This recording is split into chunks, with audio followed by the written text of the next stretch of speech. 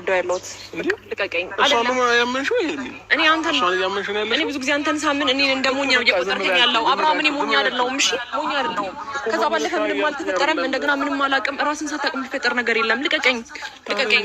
ምንም ራስን ሳታውቅ ከዛ ባለፈ እዚህ ድረስ መታ እንደዚህ ልጅ እርጉዝ ነኝ ያለችው በምን አይነት አንገትሽልን እኮ አልኳት። በቃ ይዛልን እንታሽ ከዛ የዛን ጊዜ እኔ ልወቀስ ወይንም እኔ ልቀጣ ከፈለግሽ ጥለሽኝ የሚል እግዚአብሔርን እኔ እውነት እሷ ሩታ ሆነ ሁለተኛ ልጅ እርጉዝ ሆና ከሆነ ከኔ ከሆነ ማለት ነው ከኔ ከሆነ ይኸው ጥለሽኝ እንጂ በቃ ከዛ ድጋሚ ምን ይላሉ አትምጪ። ይኸው ወረቀት ይዛ ትምጣና ታሳየን።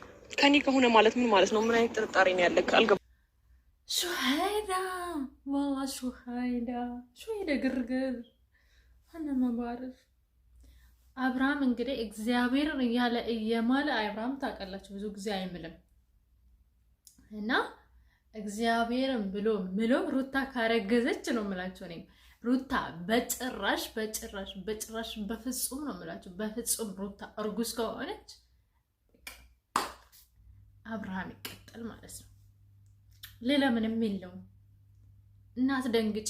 አብርሃም አይምልም እርጉዝ ብትሆን፣ ምክንያቱም እርጉዝ ስላልሆነች ነው።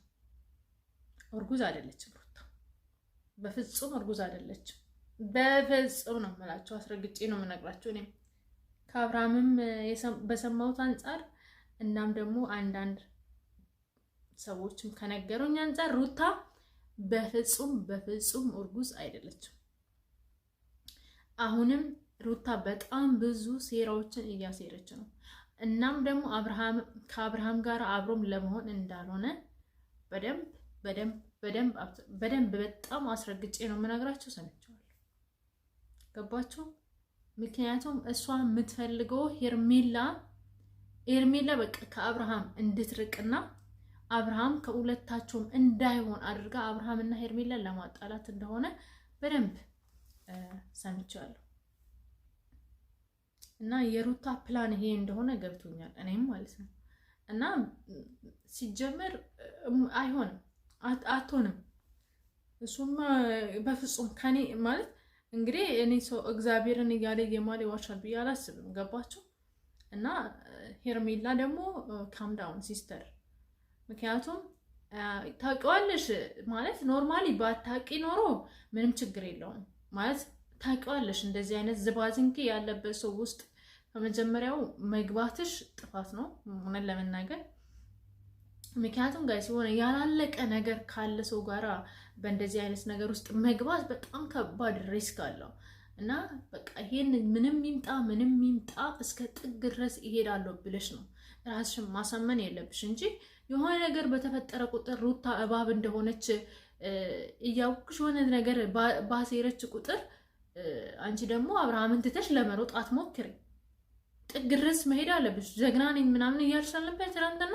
ስለዚህ ጥግ ድረስ እስከ መጨረሻ ሩታን ማለት ነው እንደዚህ አንጠልጥለሻት ሆስፒታል ራስሽ ወሰጃት። እሷ አይደለችም ሆስፒታል መሄድ ያለባት። በቃ ማረጋገጥ ትፈልጊያለሽ አይደለ ሄርሜላ? አንቺ አብርሃምን ትወጃለሽ አይደለ?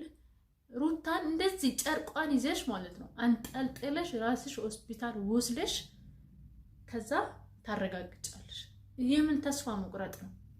የምን ሌላ ነገር ማውራት ነው? የሆነ ነገር ጥግ ድረስ ሂጂ። በቃ ጥግ ድረስ ሄደሽ ቼክ አድርጊ መጀመሪያ የሆነ ውሳኔ ከመወሰንሽ በፊት ፕሊስ። ይህን ቪዲዮ ለሄርሜላ ሼር አድርጉልኝ። ሩታ ራሷ በመረጠች ሆስፒታል አይደለም አንቺ በመረጥሽው ሆስፒታል ሩታን አንጠልጥለሻት ይዘሽ ሄደሽ ቼክ አስደርጊ። ከዛ በኋላ ሩታ እርጉዝ ከሆነች የምትወስኝ ውሳኔ ራስሽ ታውቂያለሽ። እኔ ላንቺ አልመክርሽም፣ ምክንያቱም ትልቅ ሴት ነሽ ታውቂያለሽ እንጂ የሆነ ነገር በተፈጠረ ቁጥር እኔ ታገስኩ ምናምን። ምክንያቱም ያኔ ጋይስ ምንም ነገር አታውቂም አይደለም፣ መጀመሪያው ብዙ ነገሮችን ታውቂያለሽ። ገባሽ? እና ስለምታውቂ ሪስክ እንዳለው ህይወትሽ በቃ ላይ የመጣውን ነገር ከአብርሃም ጋር እጋፈጣለሁ ብለሽ ነው የገባሽው። ምክንያቱም ታውቂዋለሽ ሩታን ከመጀመሪያው እስካሁን ድረስ እኛ እንኳን ተቃጥለን ጮጋራችን ተልጧል በእናንተ ምክንያት እና ታውቂዋለሽ ልልሽ ፈልጌ ነው ያመዳም። ኦኬ? እና ዝም ብለሽ በሆነ ነገር በተፈጠረ ቁጥር ቡራ ከረዩ አትበይ። ኦኬ? ሰውነት ሬዲ መሆን አለበት። እሺ በቃ እሺ እናመሰግናለን። መጀመሪያ አላውቅም አልክ፣ አሁን ደግሞ አውቃለሁ አልክ። ምን አይነት ነው እግዚአብሔር። እሺ በቃ እሺ ባንድ ራስ ብላሳቱን። ለማንኛውም እኔ በጣም ስራ አለብኝ ከዚህ በላይ በጣም ቢዚ ነሽ እኮ ከዚህም በኋላ ሲጀመር ምንም አትርጅን። እናመሰግናለን ስለ እርዳታሽ ማለት ነው።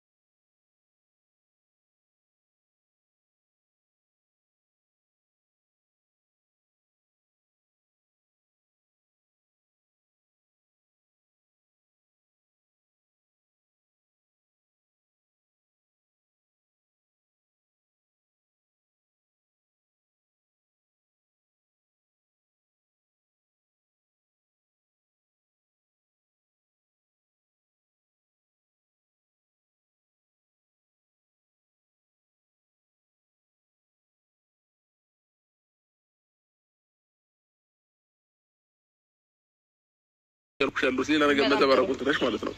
ምንም አይነት ልጅ እኔ ሆድ ውስጥ ምንም ነገር የለም አይደል? አዎ መሄድ እንችላለን። እዛ አካባቢ ቅርብ ሐኪም ቤት አለ።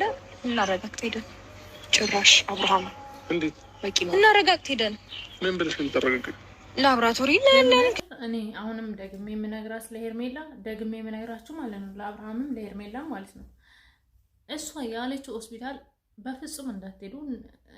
እሷ ያለቻችሁ ሳይሆን እናንተ አብርሃምና ሄርሜላ መርጣችሁ የሆነ ሆስፒታል ራሳችሁ ወስዳችሁ ሩታ ቼክአፕ ማስደረግ እንጂ እሷ የመረጠችው እሷ ከዚህ በላይ ብዙ ድራማ መስራት የምትችል ልጅ ናት። ገባችሁ?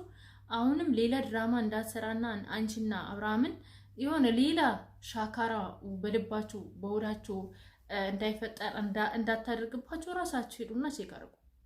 ከዛ በኋላ የመጣ ህይወታችሁ ላይ ማለት የተከሰተውን ነገር እንግዲህ እውነትም ከሆነ ትቀበላላችሁ እና ያን ቀንም መቼ እንደሆነ እኛም እናሰላለን፣ እናንተን ታሳሉታላችሁ።